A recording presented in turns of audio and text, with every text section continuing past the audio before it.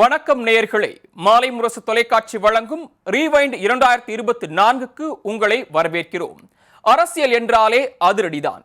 2024ஆம் ஆண்டு இந்திய அளவிலும் தமிழ்நாட்டிலும் அரசியல் சூறாவளி சுழன்றடிக்கத்தான் செய்தது.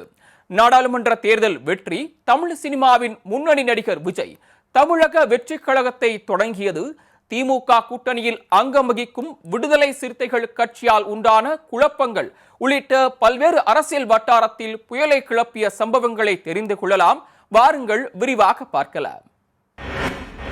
2024ஆம் ஆண்டு இந்திய அளவிலும் சரி தமிழ்நாட்டிலும் சரி அரசியல் வட்டாரம் சற்றே சூடுபிடித்து கொழுந்துவிட்டு எரியத்தான் செய்தது. இதில் முதலில் கூறுவதென்றால் நாடாளுமன்ற தேர்தலுடன் தொடங்கலாம். ஒரு சாதாரண கவுன்சிலர் பதவிக்கு கூட அடித்துக் கொள்ளும் நபர்கள் ஏராளமானோர் இங்கிருக்க, இந்தியாவையே ஆளும் பதவிக்கு ஆரோக்கியமான மோதல்கள் இல்லாமல் இருக்குமா? நாடாளுமன்ற தேர்தல் ஏப்ரல் மாதம் 19ஆம் தேதி தொடங்கி ஜூன் மாதம் 1ஆம் தேதி வரை 7 கட்டங்களாக நடந்து முடிந்தது. இதில் பாரதிய ஜனதா கட்சி தலைமையில் என்டிஏ கூட்டணியும் இந்திய தேசிய காங்கிரஸ் கட்சி சார்பில் இந்தியா கூட்டணியும் போட்டியிட்டன. ஏற்கனவே கடந்த 2014 மற்றும் 2019ஆம் ஆண்டுகளில் நடந்த தேர்தலில் வெற்றி பெற்று ஆட்சியமைத்த பாஜக தற்போது மீண்டும் 3வது முறையாக ஆட்சியை கைப்பற்றியது. பாஜக மீது இந்தியா முழுவதும் எதிர்ப்பலைகள் வீசுவதாக ஆரம்பத்தில் கூறப்பட்டு வந்தாலும் அத்தகைய யூகங்களை எல்லாம் ஊதித்தள்ளி 400க்கும் மேற்பட்ட இடங்களை கைப்பற்றியே தீருவோம் என அக்கட்சியின் மூத்த தலைவர்கள் கூறி வந்தனர்.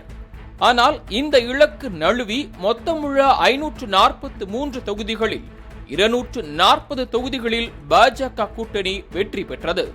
எதிர்க்கட்சியான காங்கிரஸ் கூட்டணி 99 இடங்களை மட்டுமே கைப்பற்றியது. கடந்த தேர்தலில் வெறும் 52 தொகுதிகளை மட்டுமே பெற்ற காங்கிரஸ் கட்சி 99 இடங்களில் வென்றிருப்பது ஓரளவு முன்னேற்றமாகவே பார்க்கப்பட்டது. नरेंद्र दामोदर दास मोदी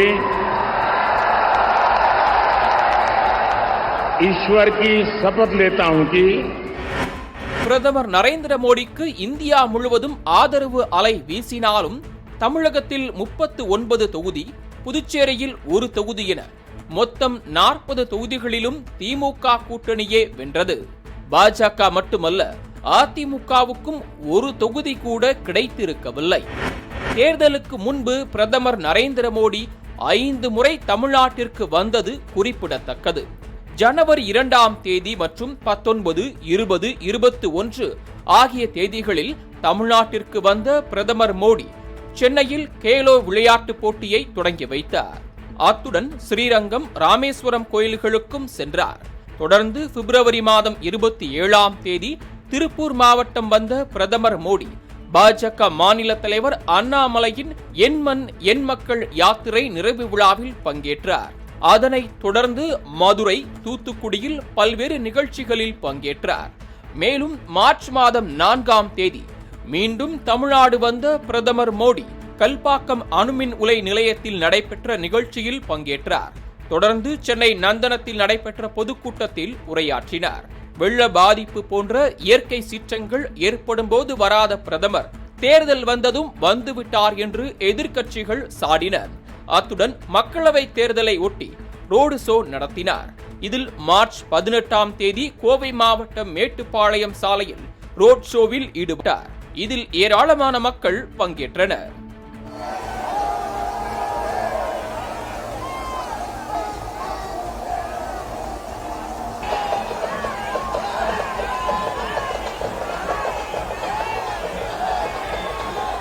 இதேபோன்று சென்னையில் ரோடு ஷோ நடத்தினார். சென்னை தேனாம்பேட்டை சிக்னலில் இருந்து பாண்டி பஜார் வரை ரோட் ஷோ நடத்தினார். இதில் எதிர்பார்த்த அளவிற்கு மக்கள் கூட்டம் வரவில்லை என்பது பேசுபொருளானது. இந்தியாவின் தலைநகர் புதுடெல்லியின் முதலமைச்சராக பதவியேற்ற அரவிந்த் கெஜ்ரிவால் மதுபான கொள்கை வழக்கில் அமலாக்கத்துறையினரால் கைது செய்யப்பட்டு சிறைக்கு சென்றார். இதன் காரணமாக செப்டம்பர் 17ஆம் தேதியன்று பதவி விலகினார். இதனைத் தொடர்ந்து டெல்லியில் நடந்த நாடாளுமன்ற தேர்தலையொட்டி ஜாமீனில் வெளியே வந்த அரவிந்த் கெஜ்ரிவால் பிரச்சாரத்தை முடித்து மீண்டும் சிறைக்கு சென்றார்.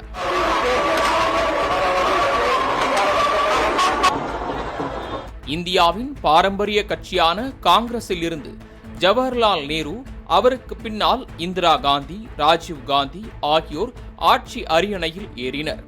ஆனால் சோனியா காந்தியும் சரி, அவரது மகன் ராகுல் காந்தி, பிரியங்கா காந்தி ஆகியோரும் சரி அரசியலில் இருந்தாலும் இன்னும் அரியணையில் ஏறவில்லை.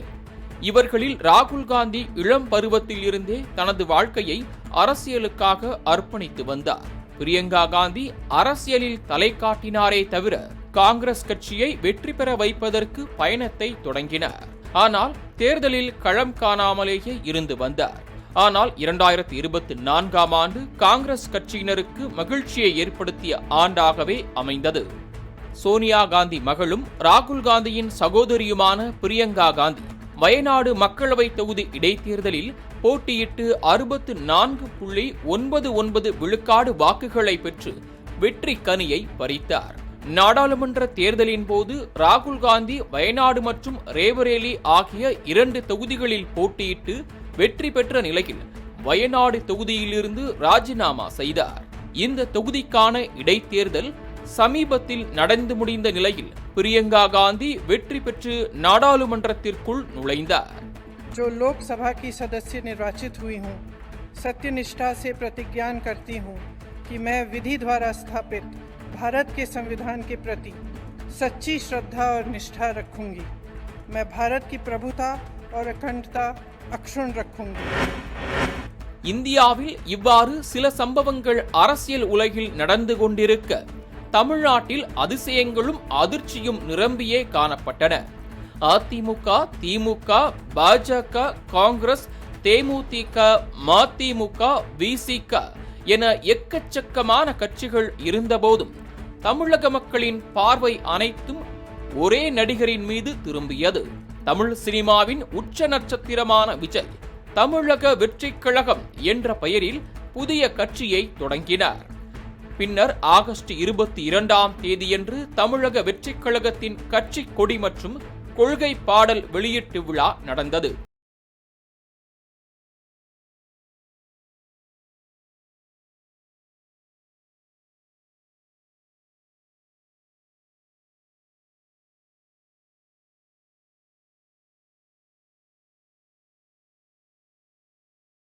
தமிழக வெற்றிக் கழகத்தின் முதல் மாநில மாநாடு எங்கே நடக்கும் என மக்கள் எண்ணிக்கொண்டிருக்க விழுப்புரம் மாவட்டம் விக்கிரவாண்டியில் உள்ள வி சாலை என்ற பகுதியை தேர்ந்தெடுத்தார் விஜய்.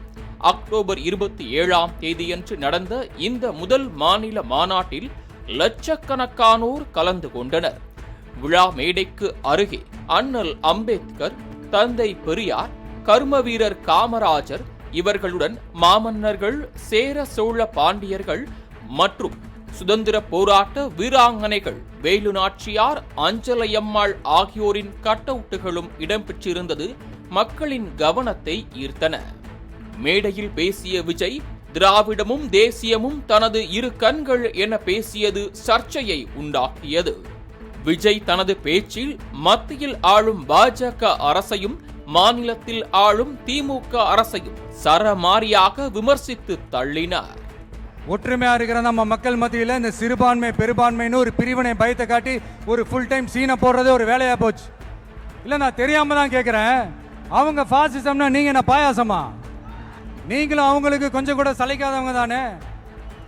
மக்கள் விரோத ஆட்சியை திராவிட மாடல் ஆட்சின்னு சொல்லி மக்களை ஏமாத்துறீங்க. தமிழ் சினிமாவின் தளபதி ஒரு பக்கம் ஸ்கோர் செய்து கொண்டிருக்க, அரசியலில் தளபதி முதலமைச்சர் மு.க. ஸ்டாலினின் மகன் உதயநிதி ஸ்டாலின் தமிழகத்தின் துணை முதலமைச்சர் பொறுப்பை ஏற்று புது வரலாறு படைத்தார். ஒரு சில திரைப்படங்களில் நடித்து ரசிகர்களை ஈர்த்த உதயநிதி ஸ்டாலின் 2019ஆம் ஆண்டு அரசியலுக்குள் வந்தார்.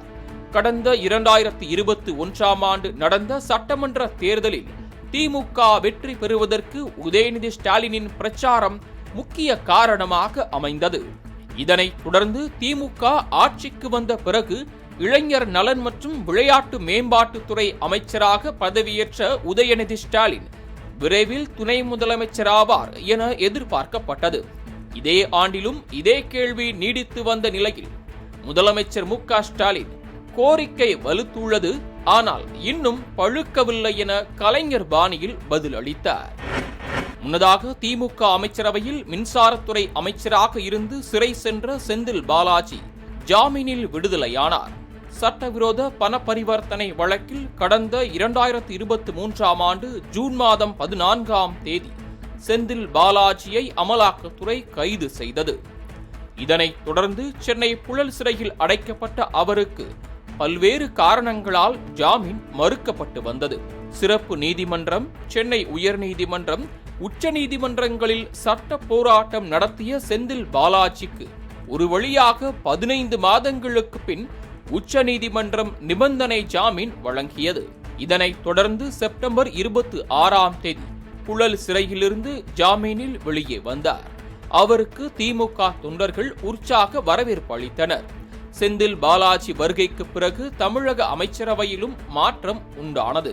இதனையடுத்து திமுக தொண்டர்களின் எதிர்பார்ப்புகள் பூர்த்தியடையும் வகையில் செப்டம்பர் மாதத்தில் தமிழ்நாட்டின் துணை முதலமைச்சராக உதயநிதி ஸ்டாலின் பதவியேற்றார். மேலும் தமிழக அமைச்சரவையிலும் சில மாற்றங்கள் ஏற்பட்டன. இதன் மூலம் விளையாட்டுத்துறையுடன் கூடுதலாக சிறப்பு திட்டங்கள் அமல்படுத்தும் துறையை சேர்த்து கவனிப்பார் என்றும் தெரிவிக்கப்பட்டது. நடப்பாண்டில் அதிமுகவை பொறுத்தவரை ஆழ்கடலில் மிதந்த ஓடம் போல கவிழவும் செய்யாமல் கரையையும் சேராமல் இருந்தது. அதிமுகவை கைப்பற்றியே தீருவேன் என சசிகலா ஒரு பக்கம் காத்திருக்க, ஓ பன்னீர்செல்வம் மற்றும் அவரது ஆதரவாளர்கள் சட்ட போராட்டத்தை நடத்தியிருக்க, எடப்பாடி பழனிசாமி இதற்குமே சளைக்காமல் சமாளித்து வந்தார். மேலும் தமிழகத்தில் வளர்ச்சி கண்ட பாரதிய ஜனதா கட்சியும் அதிமுகவை கைவிட்டு செல்ல தங்களுக்கு பாஜக தேவையே இல்லை என உதறி தள்ளினார் எடப்பாடி பழனிசாமி. அதுவரை பாஜகவின் அனைத்து திட்டங்களையும் வரவேற்று வந்த அதிமுக எதிர்ப்புகளை காட்டத் தொடங்கியது. இப்போது மட்டுமல்ல, எதிர்காலத்தில் எக்காலத்திலும் பாஜகவுடன் கூட்டணி வைக்கப் போவது இல்லை என எடப்பாடி பழனிசாமி திட்டவட்டமாக கூறினார். நாடாளுமன்ற தேர்தலின் போது அதிமுகவுக்கு தேமுதிக மட்டுமே கூட்டணியை முறிக்காமல் இருந்த நிலையில் பாமக பாஜகவுக்கு ஆதரவு கரம் நீட்டியது. மக்கள் நீதி மய்யம் திமுகவுக்கு ஆதரவு அளித்து மாநிலங்களவை உறுப்பினர் இருக்கைக்கு துண்டு போட்டு இடம் பிடித்துக் கொண்டார் கமல்ஹாசன். ராமநாதபுரம் மக்களவை தொகுதியில் பாஜக கூட்டணியில் பலாப்பழம் சின்னத்தில் சுயேட்சை வேட்பாளராக போட்டியிட்டார் முன்னாள் முதலமைச்சர் ஓ பன்னீர்செல்வம். இவர் வேட்புமனு தாக்கல் செய்த நிலையில் அதே ராமநாதபுரம் தொகுதியில் ஓ பன்னீர்செல்வம் என்ற பெயரில் 5 சுயேட்சை வேட்பாளர்கள் வேட்புமனுக்களை தாக்கல் செய்த சம்பவம் அனைவரையும் வியப்பில் ஆழ்த்தியது. மதுரை மாவட்டம் உசிலம்பட்டியை சேர்ந்த ஓ பன்னீர்செல்வம், அழகுபுரத்தை சேர்ந்த ஓ பன்னீர்செல்வம், திருமங்கலத்தை சேர்ந்த ஓ பன்னீர்செல்வம், ராமநாதபுரம் மாவட்டம் தெற்காட்டூரை சேர்ந்த ஓ பன்னீர்செல்வம் மற்றும் ஒரு பன்னீர்செல்வம் என மொத்தம் 5 ஓபிஎஸ்கள் போட்டி போட்ட சம்பவம் நகைப்பை ஏற்படுத்தியது. எனினும் திமுக கூட்டணியில் இந்திய யூனியன் முஸ்லிம் லீக் வேட்பாளர் கே நவாஸ்கனி வெற்றி பெற்றார். நாடாளுமன்ற தேர்தலில் போட்டியிடுவதற்கு விரும்பி ஆளுநர் பதவியையே துறந்து வந்த தமிழிசை சவுந்தரராஜன் தோல்வியடைந்து போனதும் இதே ஆண்டுதான். மக்களவை தேர்தலில் போட்டியிடுவதற்காக தெலுங்கானா மற்றும் புதுச்சேரி மாநில ஆளுநராக பதவி வகித்து வந்த தமிழிசை சவுந்தரராஜன் தமிழக பாஜக தலைவர் அண்ணாமலை முன்னிலையில் மீண்டும் பாஜகவில் இணைந்து உறுப்பினர் அட்டையை பெற்றுக் கொண்டார். ஆளுநர் பதவியை துறந்தது கஷ்டப்பட்டு எடுத்த முடிவு அல்ல, இஷ்டப்பட்டு எடுத்த முடிவு என்றும் 400 நாடாளுமன்ற உறுப்பினர்களுடன் தானும் ஒரு உறுப்பினராகவே பதவியை ராஜினாமா செய்ததாக தெரிவித்தார். ஆனால் தென் சென்னை தொகுதியில் பாஜக சார்பில் போட்டியிட்டு திமுக வேட்பாளர் தமிழச்சி தங்கபாண்டியனிடம் தோல்வியடைந்தார். இருந்தாலும் அதிமுக வேட்பாளர் ஜெயவர்தனை ஓரம் கட்டி 2வது இடத்தை பிடித்ததால் இது அவருக்கு வெற்றிகரமான தோல்வி என்றே சொல்ல வேண்டும். பாஜகவில் தமிழிசை சவுந்தரராஜனை போல காங்கிரசில் விஜயதரணிக்கு அதே நிலை உண்டானது. கன்னியாகுமரி மாவட்டம் விளவங்கோடு தொகுதி காங்கிரஸ் சட்டமன்ற உறுப்பினராக இருந்த விஜயதரணி பிப்ரவரி மாதம் 24ஆம் தேதி டெல்லிக்கு சென்று மத்திய இணையமைச்சர் எல் முருகன் முன்னிலையில் பாஜகவில் இணைந்தார். விளவங்கோடு தொகுதியில் 3 முறை எம்எல்ஏவாக தொடர் வெற்றி பெற்ற விஜயதரணி இம்முறை கன்னியாகுமரி மக்களவை தொகுதியில் போட்டியிட தனக்கு சீட் வழங்க வேண்டுமென காங்கிரஸ் மேலிடத்தை வலியுறுத்தி வந்தார். ஆனால் காங்கிரஸ் மேலிடம் எந்த பதிலும் சொல்லாத நிலையில் தனது பதவியை ராஜினாமா செய்தார் விஜயதரணி. இதனைத் தொடர்ந்து மக்களவை தேர்தலுடன் விளவங்கோடு சட்டமன்ற தொகுதி இடைத்தேர்தலும் நடைபெற்றது. இதில் காங்கிரஸ் கட்சி சார்பில் தாரகை கத்பர்ட், அதிமுக சார்பில் ராணியும், பாஜக சார்பில் நந்தினியும், நாம் தமிழர் கட்சி சார்பில் ஜெமினியும் என 4 பெண் வேட்பாளர்கள் மோதினர். இதில் காங்கிரஸ் வேட்பாளர் தாரகை கத்பர்ட் 88,875 வாக்குகள் பெற்று 39,128 வாக்குகள் வித்தியாசத்தில் வெற்றி பெற்றார். இதன் மூலம் விஜயதரணிக்கு பதவியும் பறிபோய் அரசியல் செல்வாக்கும் கேள்விக்குறியானது. மக்களவை தேர்தலில் தமிழ்நாட்டில் பாஜக ஒரு இடத்தை கூட வெல்ல முடியாத நிலையில் பாஜக மாநில தலைவர் அண்ணாமலை சர்வதேச அரசியலை படிக்க லண்டன் சென்றார்.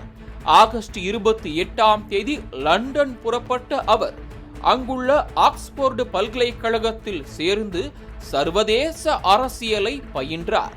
பின்னர் 3 மாத கால படிப்பை முடித்துக் கொண்டு டிசம்பர் மாதம் 1ஆம் தேதியன்று காலை சென்னை திரும்பினார். கூட்டணி என்பது மாறி மாறி வரலாம். ஆனால் ஒரே கொள்கைகளை கொண்ட இருவேறு கட்சிகள் ஒரு அணியில் இருந்து பின்னர் கருத்து வேறுபாடு எழுந்தால் அது மக்களையும் விழிபிதுங்கவே செய்யும். அரசியலில் ஒரு பிரளயத்தையே உண்டு பண்ணும். அந்த வகையில் திமுகவுடன் கொள்கை ரீதியாக இணக்கமாக இருந்து கூட்டணியில் இருந்த விடுதலை சிறுத்தைகள் கட்சி இந்த ஆண்டு தன் சாம்ராஜ்யத்தை விரிவுபடுத்துவதற்கு பல நடவடிக்கைகளில் இறங்கியது. பகுஜன் சமாஜ்வாதி கட்சியின் மாநில தலைவர் ஆம்ஸ்ட்ராங் கொலை செய்யப்பட்டதில் இருந்து விடுதலை சிறுத்தைகள் கட்சியினர் வெளிப்படை அரசியலை செய்வதற்கு முன்னெடுத்து வந்தனர். லாட்டரி அதிபரின் மருமகன் ஆதவ் அர்ஜுனா விசிகாவில் இணைந்து சில நாட்களிலேயே கட்சியின் துணை பொதுச் செயலாளர் ஆனார். இதற்கிடையே விடுதலை சிறுத்தைகள் கட்சி தலைவர் திருமாவளவனின் ஆட்சியிலும் பங்கு, அதிகாரத்திலும் பங்கு என்ற புதிய குரல் கோட்டையை கிடுகிடுக்கச் செய்தது. இதற்கு திமுக கூட்டணிக்குள் சலசலப்பு ஏற்பட்டு வந்த நிலையில் திருமாவளவன் தன் கருத்திலிருந்து பின்வாங்கவில்லை என்றாலும் சமாதான முயற்சியை மேற்கொண்டு வந்தார். திருமாவளவனின் இந்த உரிமை குரலை கேட்ட தமிழக வெற்றிக் கழக தலைவர் விஜய் மாநில மாநாட்டின் போது தன்னுடன் கூட்டணி வைக்கும் கட்சிக்கு ஆட்சியிலும் பங்கு வழங்கப்படும் என ஒரே போடு போட்டார். திருமாவளவனுக்கு விஜய் விடுக்கப்பட்ட அழைப்பாகவே அது பார்க்கப்பட்டது. துணை பொதுச் செயலாளர் ஆதவ் அர்ஜுனா ஆட்சியிலும் பங்கு, அதிகாரத்திலும் பங்கு என்ற கொள்கையை விட்டு விலகாதிருந்தது கூடுதல் பரபரப்பை ஏற்படுத்தியது. போதாக்குறைக்கு எல்லோருக்குமான தலைவர் அம்பேத்கர் என்ற நூல் வெளியீட்டு விழாவில் தமிழக வெற்றிக் கழக தலைவர் விஜய் பங்கேற்று நூலை வெளியிடுவார் என கூறப்பட்டது. இந்த விழாவை திருமாவளவன் புறக்கணித்ததை தொடர்ந்து ஆதவ் அர்ஜுனா கலந்து கொண்டு மக்களிடையே பேசினார். அதில் கூட்டணி கட்சியான திராவிட முன்னேற்ற கழகத்தை சரமாரியாக விமர்சித்தார். வேங்கை வேல் பிரச்சனை, சமூக நீதி என்ற பெயரில் நாடகம் என்ற ஆதவ் அர்ஜுனாவின் கருத்துகள் திமுக தலைமையை புருவம் உயர்த்த செய்தது மட்டுமல்லாமல் திருமாவளவனுக்கு தலைவலியை ஏற்படுத்தியது. விஜயும் ஆதவ் அர்ஜுனாவும் முன்பே பேசிக்கொண்டு மேடையில் கர்ஜித்தது போன்றே அந்த நிகழ்ச்சி காணப்பட்டது. இவ்வாறான சர்ச்சைகள் நீடித்து வந்த நிலையில் ஆதவ் அர்ஜுனாவை 6 மாத காலத்திற்கு நீக்குவதாக திருமாவளவன் உத்தரவு பிறப்பித்தார். ஆனால் சில நாட்களிலேயே விடுதலை சிறுத்தைகள் கட்சியிலிருந்து ஆதவ் அர்ஜுனா நிரந்தரமாக விலகுவதாக அறிவித்து வெளியேறினார். தமிழக அரசியலில் திமுக, அதிமுக, பாஜக இந்த கட்சிகள் மட்டுமல்ல, நாம் தமிழர் கட்சி என்ற ஒரு கட்சியும் வளர்ச்சியை நோக்கி சென்று கொண்டுதான் இருக்கிறது. ஒவ்வொரு தேர்தலின் போதும் வாக்கு சதவீதம் உயர்ந்து கொண்டே போனாலும் இந்த ஆண்டு பல மாவட்டங்களில் நாம் தமிழர் கட்சி கூடாரமே காலியானது. இதற்கு நடிகர் விஜயும் ஒரு வகையில் காரணம் என்றுதான் சொல்ல வேண்டும். கடந்த ஆண்டு வரை நடிகராக வலம் வந்த விஜயை சீமான் தம்பி தம்பி என வாய் நிறைய அழைத்து வந்தார். விஜய் தனது கட்சிக்கு ஆதரவு தெரிவிப்பார் என தொலைநோக்கு பார்வையில் சீமான் சிந்தித்திருக்கலாம். ஆனால் திடுதிப்பென கட்சியை தொடங்கிய விஜய் யாருடனும் கூட்டணி வைப்பதற்கு விரும்பவில்லை, தன்னிடம் கூட்டணி வைப்பதற்கு வேண்டுமானால் வரலாம் என கூறியிருந்தார். இதை கவனித்த சீமான் மனதில் இருந்த விஜய்க்கான சிம்மாசனத்தை தூக்கி எறிந்தார். அதுவரை விஜயை தம்பி என கூறி வந்தவர் திராவிடத்தையும் தேசியத்தையும் இரு கண்களாய் கூறியதற்கு ஒன்னு இந்த பக்கம் நில்லு, இல்ல அந்த பக்கம் நில்லு, ரெண்டு பக்கமும் நின்னா லாரியில அடிபட்டு சாவாய் என சாபமிட்டார். ஒன்னு சாலையில அந்த ஓரத்துல நில்லு, இல்ல இந்த ஓரத்துல நில்லு, நீ நடுவால நின்னா லாரி அடிச்சு செத்து போயிருவா பாத்துக்க.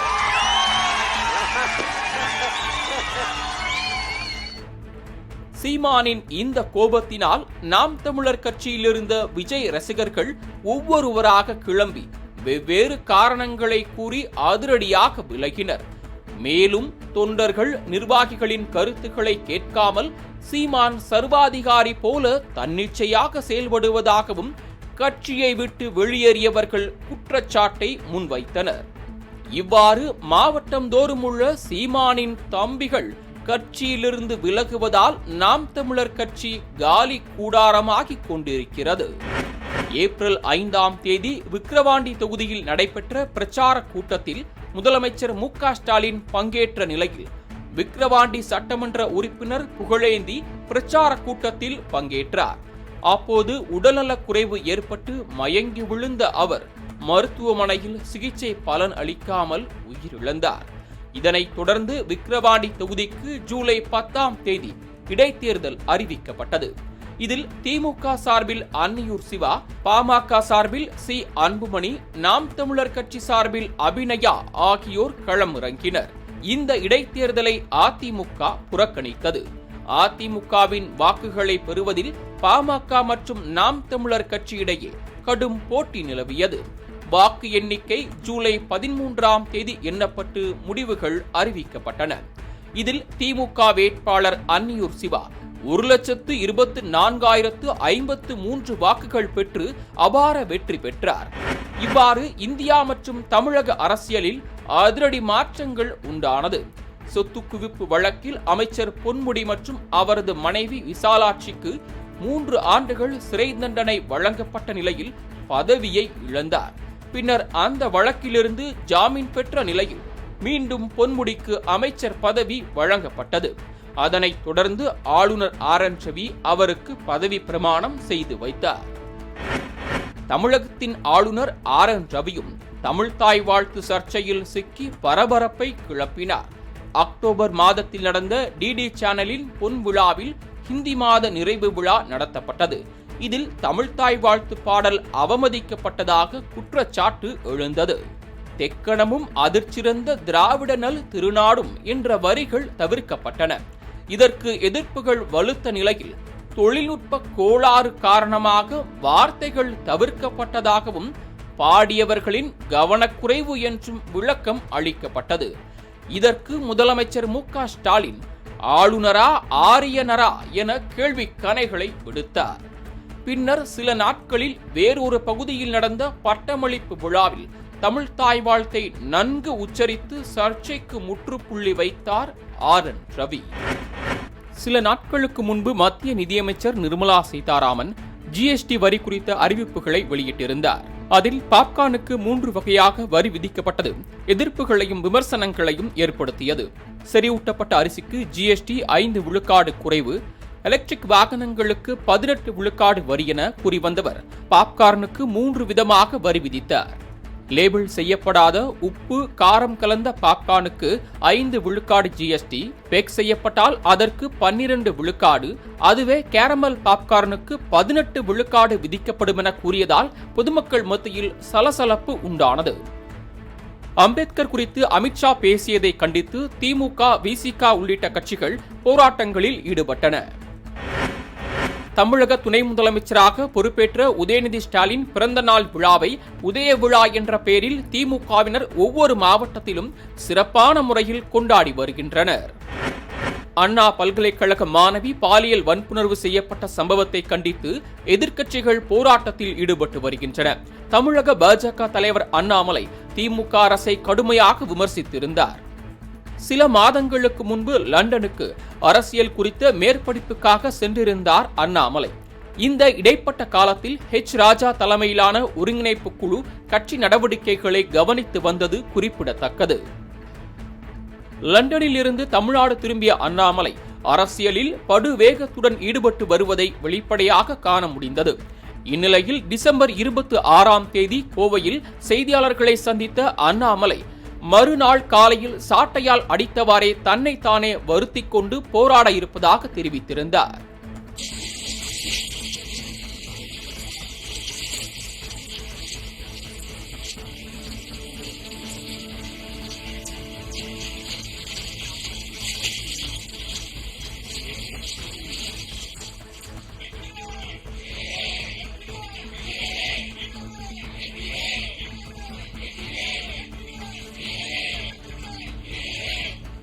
மேலும் செய்தியாளர்கள் சந்திப்பின் போதே செருப்பை கிளர்ச்சி காட்டியவர் திமுக அரசை வீட்டுக்கு அனுப்பும் வரை செருப்பு போட மாட்டேன் என்றும் ஆவேச கருத்துக்களை வெளியிட்டார். மாணவி பாலியல் வன்புணர்வு விவகாரம் தமிழக அரசியல் வட்டாரத்தில் கூடுதல் பரபரப்பை ஏற்படுத்தியது. வழக்கமாக அரசியலில் புயல், சூறாவளி, சுனாமி வீசும்தான் என்றாலும் 2024ஆம் ஆண்டு வழக்கத்திற்கு அதிகமாகவே வீசி நாட்டையே சுருட்டியது. 3வது முறையாக இந்தியாவை ஆளும் பாஜக, தாவேகா எனும் புதிய கட்சியின் வரவு, புதிய பொறுப்புகளை ஏற்றுள்ள தலைவர்கள், கூட்டணி வலைகளிலிருந்து தப்பித்து ஓட காத்திருக்கும் சிறு கட்சிகள் என உள்ள நிலையில் வரப்போகும் 2025ஆம் ஆண்டு இன்னும் சிறப்பான தரமான சம்பவங்களை பார்க்கத்தான் போகின்றனர் தமிழக மக்கள். காணப்போகும் அதிசயத்தையும் காண்பதற்கு புத்தாண்டை மகிழ்வுடன் வரவேற்போம்.